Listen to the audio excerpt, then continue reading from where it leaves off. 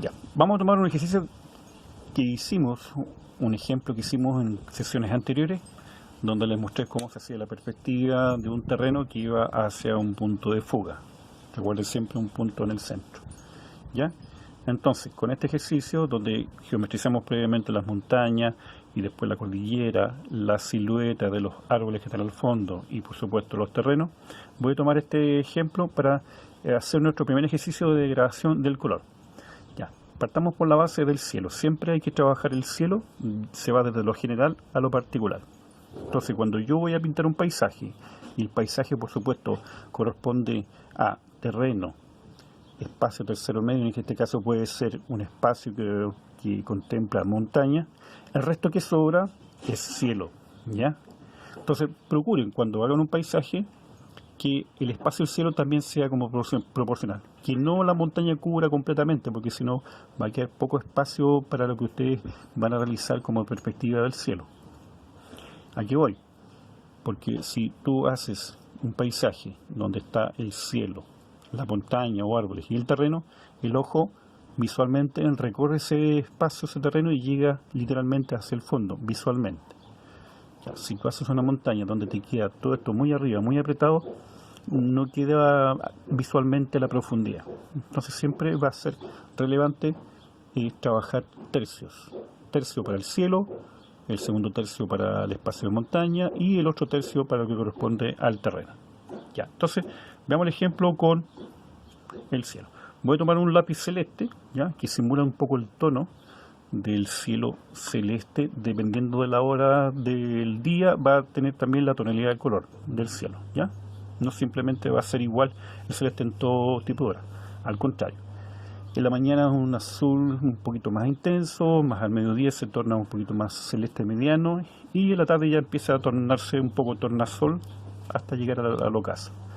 Entonces, ¿qué es lo que se hace? Se empieza a trabajar la degradación desde arriba.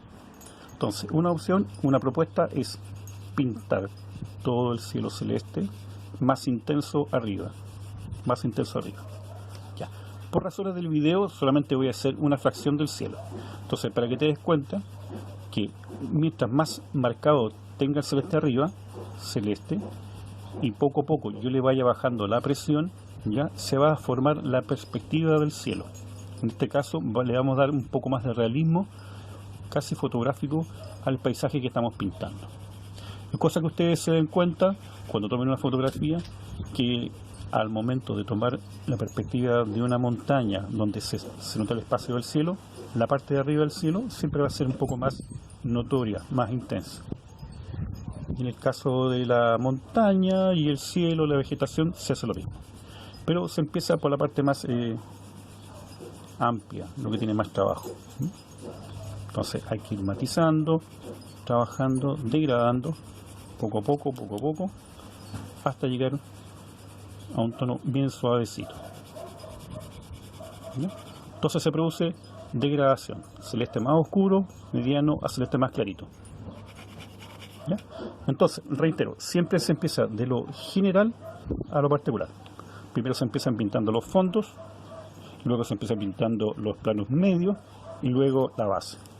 Entonces, vamos a hacer este ejercicio en donde ustedes van a utilizar este mismo ejercicio, el mismo trabajo que hicimos en la clase pasada, y van a empezar a degradar el color celeste del cielo.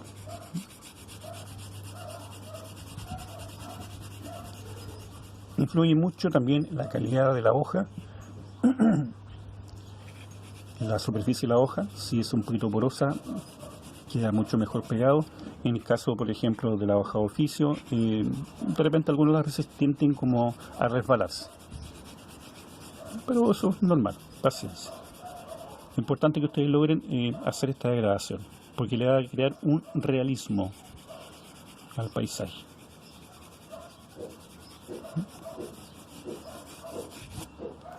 Eso. En el caso que en la imagen hubiese algún tipo de nube, tenemos dos opciones. Una, dejar el espacio sin pintar, dejar el espacio en blanco. ¿Ya? Por ejemplo, que en este caso, en este sector, en esta parte del cielo, hay una nubosidad, se pinta y se orillea, se contornea por el borde, dejando ese espacio en blanco. ¿ya? Para simular un poco de nubosidad. ¿Ya? Y la otra opción es utilizar la goma. Yo con la goma puedo borrar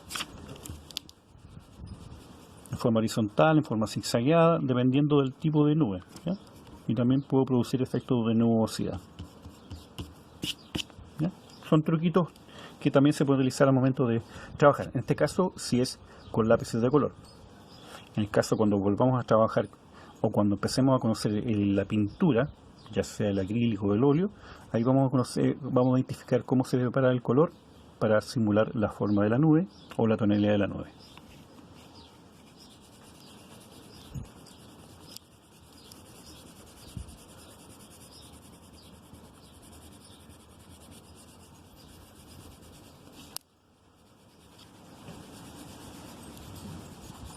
Puedo dejar algunos pasos muy en blanco, dependiendo de la dirección de la nube, o si hay una gran nubosidad, y el resto yo lo puedo como quebrar, entreabrir, para producir como un efecto de que este cielo está con mucha nubosidad para este lado.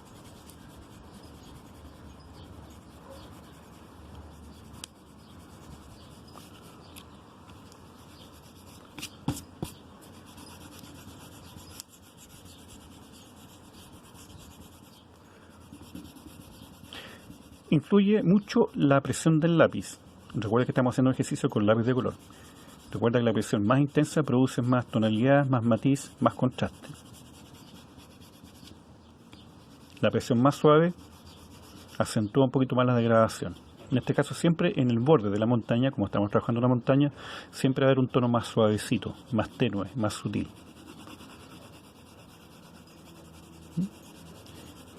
Y ahí uno puede ir jugando un poquitito, incluso puede ir como corrigiendo o inventando libremente, ¿ya? Tipo de nubosidad o simplemente un cielo parejo, continuo.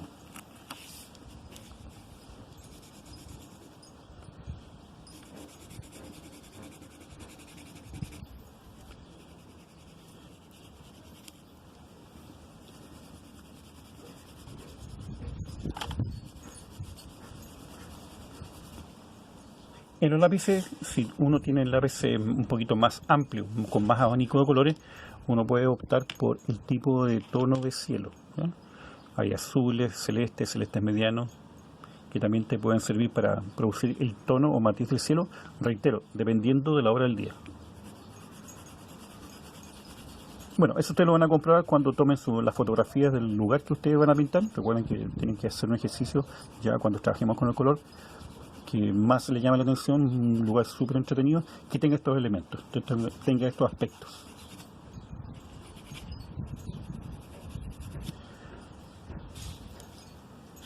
Entonces ahí tenemos una primera etapa de trabajo de cielo. En este caso lo maticé con degradación del lápiz y fui dejando espacio en blanco para dar efecto como de nubosidad. Ya. Y por último, en esta parte de iniciación al color, vamos a llegar a conocer cómo se logran los efectos de elementos que están lejos. En este caso vamos a producir la tonalidad de esta cordillera que está obviamente detrás de estas montañas, de estos cerritos. ¿Ya? Entonces, dependiendo también de la hora del día, también va a ser el color de la montaña o la cordillera. Si yo estoy más o menos tipo 12 del día, mediodía, los colores de la montaña son como bastante sutiles, muy suavecitos. Entonces, los colores que me podrían servir, y aquí es importante agudizar mucho el ojo, los colores que me podrían servir, en este caso, si estoy haciendo la coloración de la cordillera, es como un violeta suave, violetita suave, porque como es un elemento que está lejos, el aire produce un efecto visual que degrada el color. Entonces se ven estos efectos medios violáceos suaves, incluso de repente algunos tonos medios grises, ¿ya? Entonces hay que tener a mano algunos colores que puedan ser de utilidad para crear ese efecto. En este caso aquí yo voy a trabajar con un color violáceo muy suavecito, porque la cordillera, recuerden, está lejos, y es el tono que más se acerca a la realidad del color de la cordillera a lo lejos. Como hicimos una parte que está como nevada, yo respeto ese espacio en blanco. ¿Ya? Dejo ese espacio en blanco porque cayó nieve o está quedando ese poquito de nieve después de las últimas nevaciones, y empezó a trabajar. Ya. Entonces voy completando la tonalidad de la montaña. Eso no quiere decir que el color llegue hasta ahí. De repente se pueden enfatizar algunos tonos, observando por supuesto bien la imagen o la fotografía y reconociendo en qué parte yo puedo presionar más el lápiz, porque se nota de repente alguna quebrada, ¿ya? Alguna depresión, entonces yo puedo marcar mucho más el lápiz. Otra opción es de repente, que es más fácil, que de repente nos enseñaron cuando estábamos en el colegio, es sacarle punta con un cartonero, ¿ya? Y difuminar con el dedo. Pero el problema es que después el dedo, como es grasoso, pierde un poquito de la intensidad y el color no pega bien, ¿ya? Aparte que de repente se requieren trabajos, colores más contrastados. Entonces, mejor trabajarlo con el lápiz físicamente. ¿Ya? Entonces aquí yo estoy marcando un poquito más, presionando un poco más la montaña, en este caso la cordillera, y doy a entender que ya hay como, se notan con algunas quebradas entre medio, porque la cordillera nunca es plana. ¿Ya? Ya, otra cosa, también se sugiere que el contorno, la línea ya se vaya tapando, el grafito, la silueta que se dibujó previamente.